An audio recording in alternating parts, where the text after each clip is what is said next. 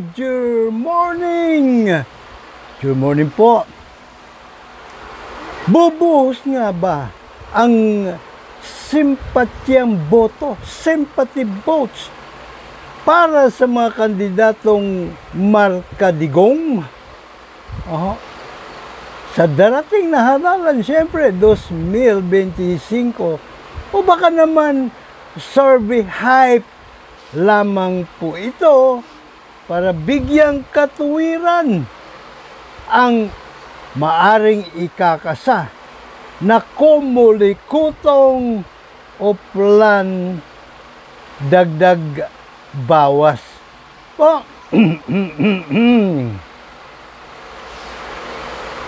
Mr. Juror po, Dr. Sixto Kitkilatis Lagare po lamang ang inyong abang lingkod, PhD, Public Administration, Honoris Causa. Bago ang lahat, mga luma ay dapat natin palitan na.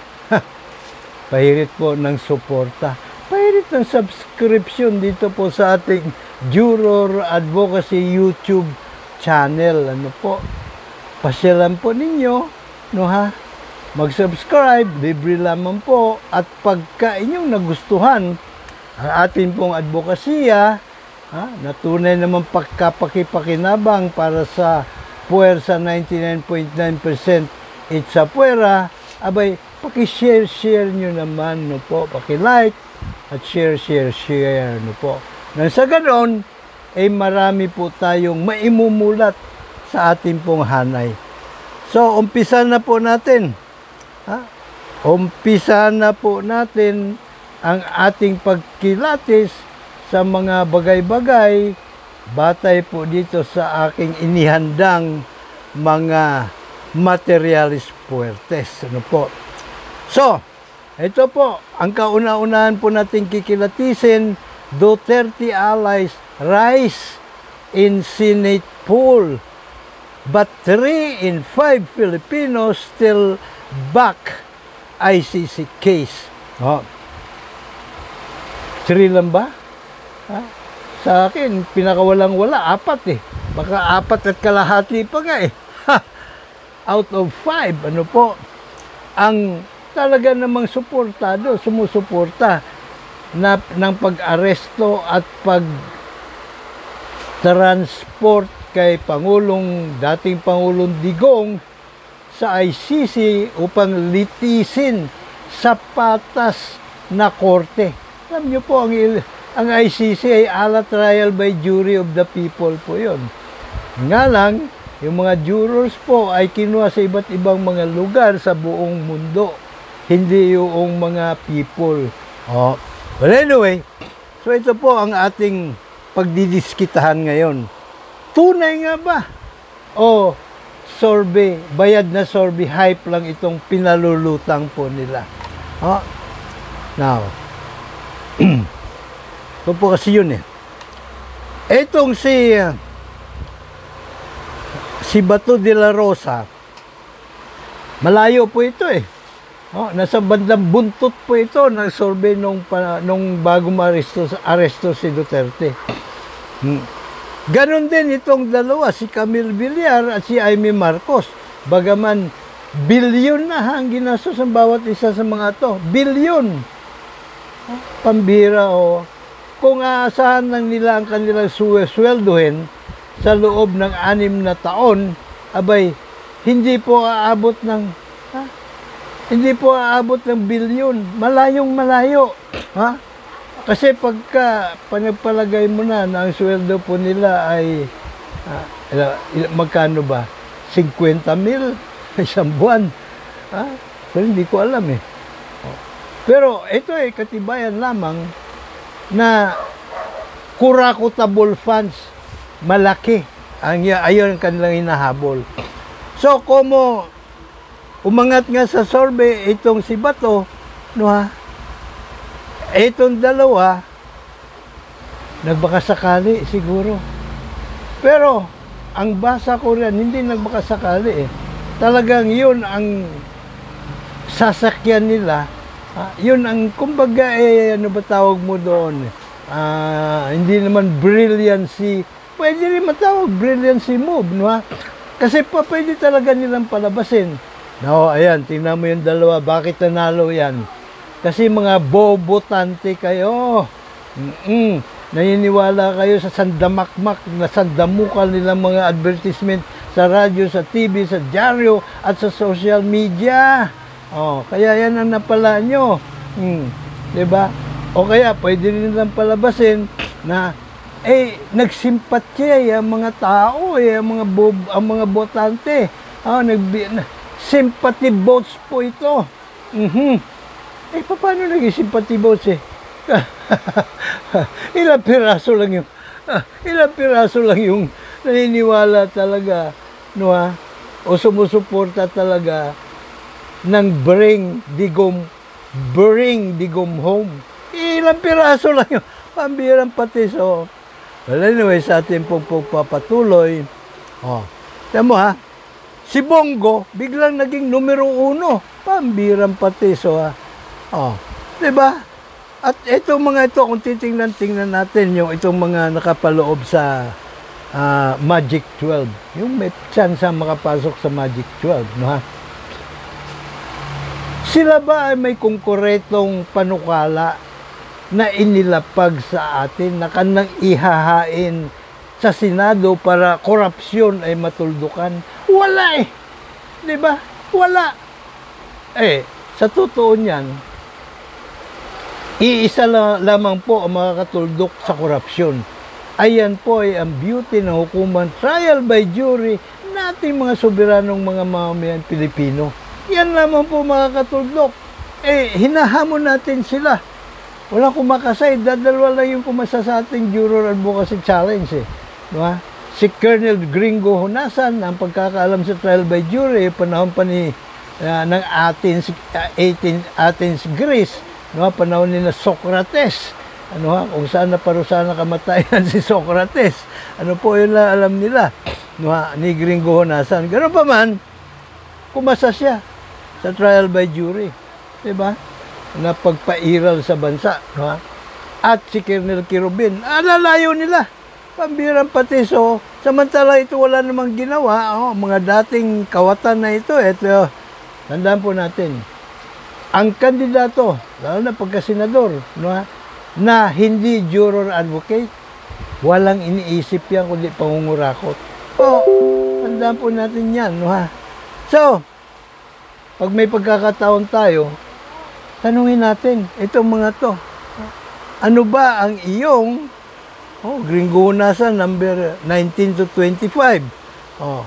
Si Kerubin, number 29 to 30. Ang birang patis, So, tanungin po natin sila kung may konkreto silang panukala para matuldukan ng korupsyon o wala.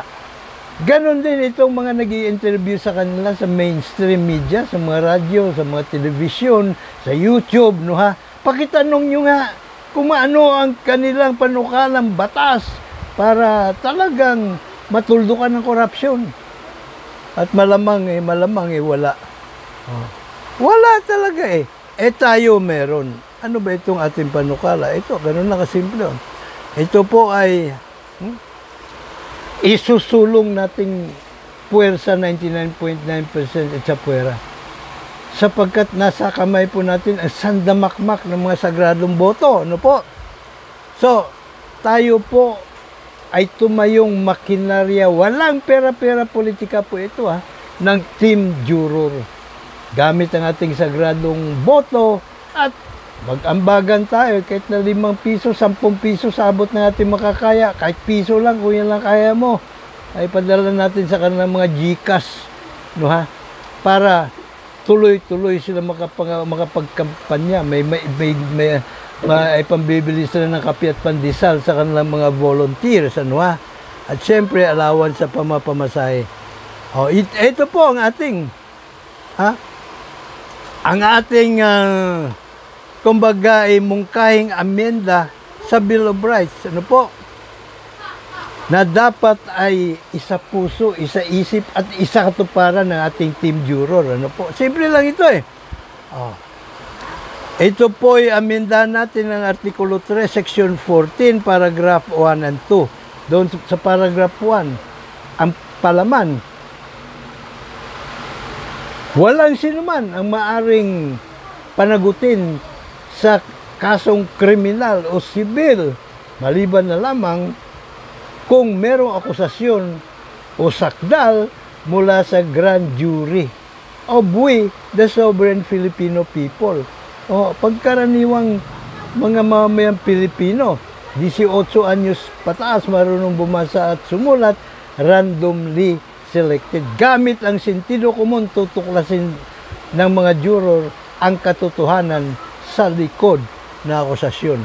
Yung pong paragraph 2, lahat ng akusado, bibigyan ng pampubliko mabilis at patas na paglilitis sa hukumang hurado soberano, trial by jury of we, the sovereign Filipino people. O yan ha. So yan, pagka yan po ang ating sistema ng hukuman, abay panigurado, lahat ng mga abusado, traidor, kawatan, drug lord, land grabber, mamamatay tao sa buong gobyerno, mabilis pa sa alas 4 na mabubuko at makakalabuso. Hindi sila makakalusot. Tayo ng hurado, tayo mag-judge, diba? So, mapapalutang talaga natin ng katotohanan na siya namang ating obligasyon, trabaho. So, ito, panigurado mga kaitsapwera, kung juror tayo, palakasan sa hukuman, hindi na uso. Kung juror tayo, mga abusado, traidor, kawatan, mamamatay tao sa buong gobyerno, sama mo na dyan yung mga land grabber at yung mga drug lord, abay, mabilis pa sa alas 4, mabubuko at makakalabuso. So ito po ang so far mga kumasa. Colonel Gringo Honasan, Colonel Ariel Quirobin, si Bisaya Gyud, no? Bisaya Gyud, Greco Belgica, at si Flor Fulay Baguio naman doon sa Kongreso. Ano po, 2nd District siya ng Paranaque. Ito po ang ating talagang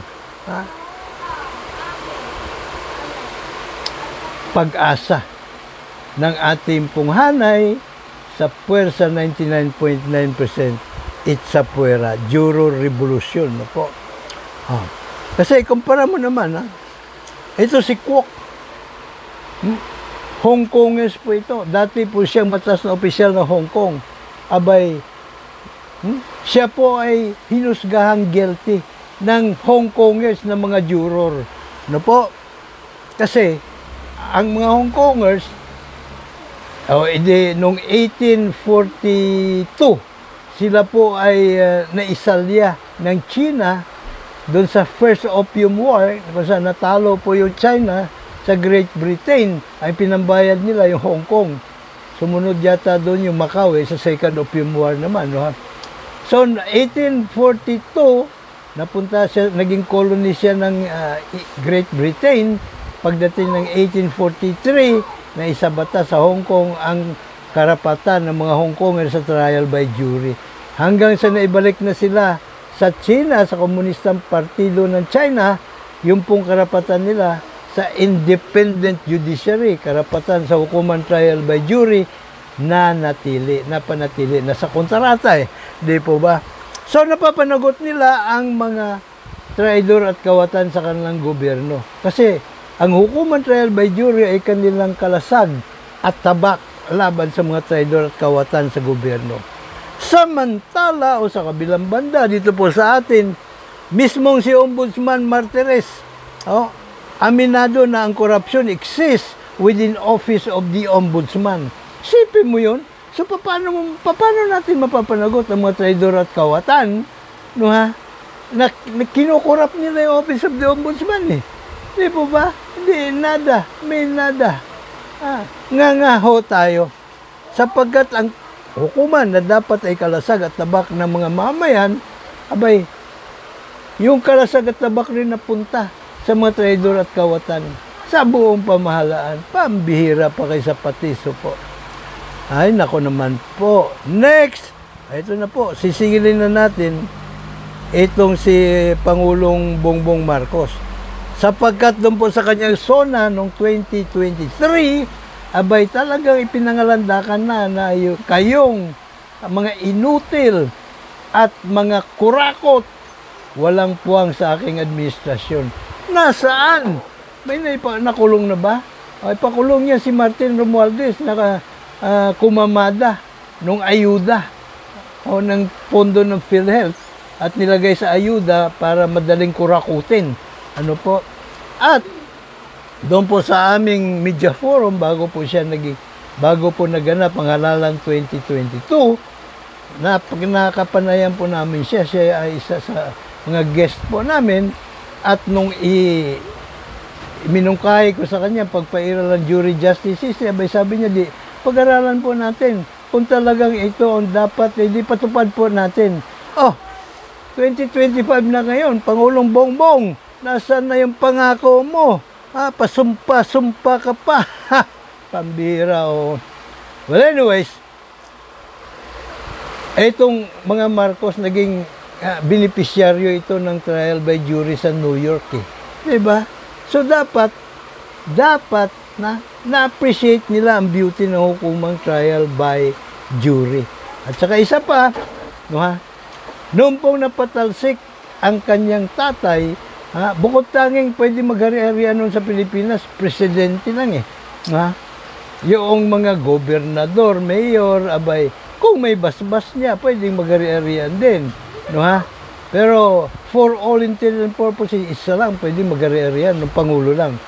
Pero nung nilimbag ang 1987 Constitution at sinunod yung tagubilin ng saligang batas na bigyan ng otonomiya ang mga LGUs, abay, dumami na ang naghahari-harian. Pati mayor, kung gugustuhin niya, pwede na maghari-harian kasi autonomous na siya, eh. May autonomy na siya. O kaya yung Rodrigo Roa Duterte sa Davao, nakapaghari-harian. Kontrolado niya yung pulis, kontrolado yung militar. Kasi nga, ikaw ang hari. Parang tinatanggal na hari yung mga mayor, eh. Diba? So yan, dapat ma-realize yan ni PBBM at sertipika niyang urgent ang panukala natin na amenda ng Bill of Rights para idagdag ang karapatan natin sa hukumang trial by jury, which is the epitome of democracy. Ang trial by jury of the people po, ang siyang pundasyon, esensya at puso ng demokrasya. Huwag niyong kalimutan iyan. Dali, bakit ayaw tumiklop ito? Patiklopin po natin. Ano naman to? Atin na ito kanina. Dito na lang. So ito po, para fair naman and square. Hahamunin natin itong mga kakampinoy. Kung sila ba ay handang tanggapin ang pagiging juror advocate. Pag ginawa po ninyo yun, kami nang bahala sa mga sagradong boto. Tiyak hindi kayo madidihado.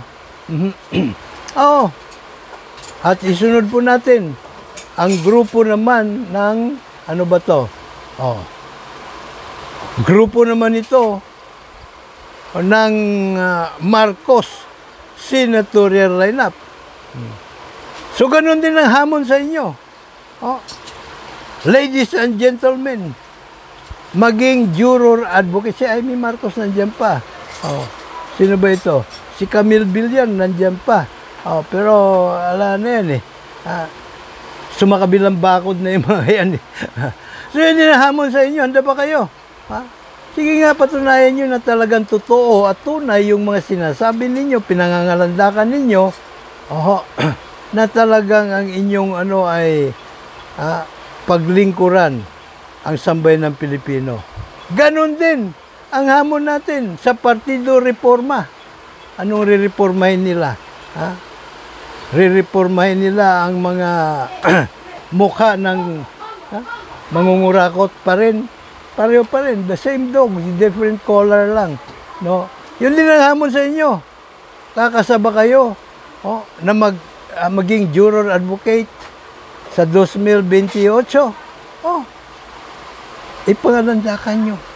Ipahayag ninyo sa inyong mga talumpati, sa inyong mga interview, o kayo mismo, maglapag kayo sa inyong mga social media ng kahandaan ninyong tanggapin ng hamon na maging juror advocate. At kami bahala sa mga sagradong boto. Kaya ba ninyo yon? Well, tingnan natin kung kakayanin nyo. Ngayon, siyempre, ang numero unong problema po natin ay yung pong kumulikotong dagdag bawas. Ba? Ang sabi ni Atty. Respicio, ihahak. Kasi ang nasa isip niya, kumbaga nag-aarimuhan pa nagkakatawaran pa Ay, lagay niyo ako dyan sa ganitong number, itong pambayad ko. Hindi, bayad mo dapat. Ayun. So, kailangan, yung dagdag bawas na pwede nang gawin up to the very end. Kasi madali namang ritukihin yung mga manufactured boats Diba? Sa bawat automated cheating machine. Ang akin naman dyan sa Pantaha, doon na mismo. Embedded naandun na mismo sa SD card. Dalawa yung SD card yung isa daw, yung principal. Yung isa, teacher. Janitor. Well, anyway, yun daw ay backup. Pero blanco. Pambirang backup yung blanco. So, palagay ko doon na po nila ikinarga ang kanila pong manufactured votes. So, ito po ang ating antidote. Simula ngayon. Hanggang sa araw ng halalan, abay, atin pong ibalandra sa ating mga social media platforms, ang mga senador lang natin iboboto. At kung maaari, bigyan natin ng dahilan. Sabihin natin kung anong dahilan. Katulad na limbawa, sa akin, dalawa lang ang aking senador na iboboto. Si Gringo Nasan at si Ariel Quirobin. At ang dahilan ay sila lang yung kumasa sa Juror Advocacy Challenge. Diba? Ngayon, pagsapit po ng araw ng halalan, pagkatapos natin bumoto, exit poll po tayo. Kanya-kanya po tayong balanda sa ating social media nung po mga ibinoto nating senador. That way, 70,000 beses mag-iisip ang kumulikotong bago na ikasa ang Oplan dagdag bawas. Pambirang patiso. Hindi po ba? So yan po ang ating discarte riyan. Kailangan lahat tayo sumuporta sa ganong diskarte. Meantime, gusto ko muna ibalandra ito. Ito po yung mga sumusuporta po sa ating advokasya. Panuorin po natin at sana po ay inyo ding tangkilikin ang kanilang mga produkto. Now, nuulit ko lamang po. Nasa kamay nating puwersa 99.9%. It's sa puwera.